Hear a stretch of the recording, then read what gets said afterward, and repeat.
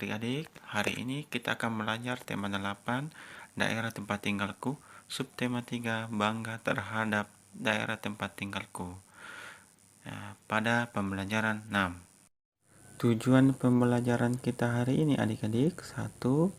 Membuat karya 3 dimensi. Yang kedua, menentukan sifat tokoh dalam sebuah cerita fiksi. Adik-adik, pada pembelajaran 5, kita telah menggambar benda 3 dimensi. Sekarang adik-adik akan belajar membuat bangun 3 dimensi. Bisa dari kertas, bisa dari plastisin atau tanah liat, dan bisa juga dari kayu adik-adik. Karya 3 dimensi yang terbuat dari kertas dibuat dengan cara menggunting dan menempel. Adapun alat-alat dan bahan yang digunakan untuk membuatnya yaitu kertas, gunting, dan lem. Salah satu contoh karya 3 dimensi dari kertas yaitu rumah, pohon, dan manusia yang dibuat dari kertas. Karya 3 dimensi yang dibuat dari plastisin atau tanah liat dibuat dengan cara membentuk. Bahan yang digunakan untuk membuat karya ini yaitu plastisin atau tanah liat. Tanah liat dibentuk dengan menggunakan tangan. Salah satu contoh karya dari 3 dimensi yang terbuat dari tanah liat yaitu berbagai binatang yang dibuat dengan plastisin atau tanah liat. Karya 3 dimensi yang terbuat dari kayu dibuat dengan cara digergaji ataupun disatukan dengan paku.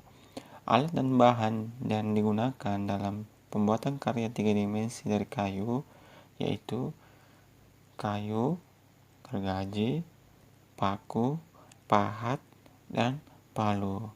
Salah satu contoh yang karya 3 dimensi yang dapat kita lihat dalam sehari-hari yaitu meja, kursi, dan lemari. Adik-adik sudah paham? Iya, paham. Oke, lanjut. Tugas pertama pada materi bangun 3 dimensi, adik-adik dapat membuat bangun 3 dimensi.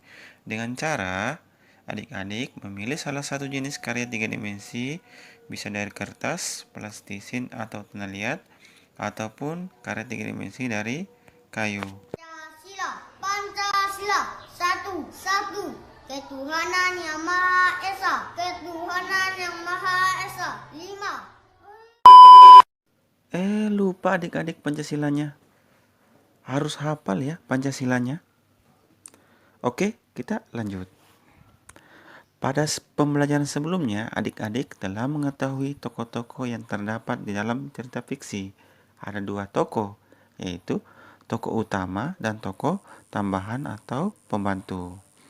Dalam cerita fiksi juga ada tokoh yang berwatak antagonis dan protagonis. Adik-adik, silakan membaca cerita fiksi Taman Rumah Pohon. Setelah adik-adik membaca sampai akhir, adik-adik silakan mengidentifikasi cerita tersebut, lalu mengerjakan tugas kedua, yaitu bagaimana sifat tokoh Devina dalam cerita tersebut. Setelah adik-adik mengetahui jawabannya, silakan adik-adik menuliskan pada buku tematik.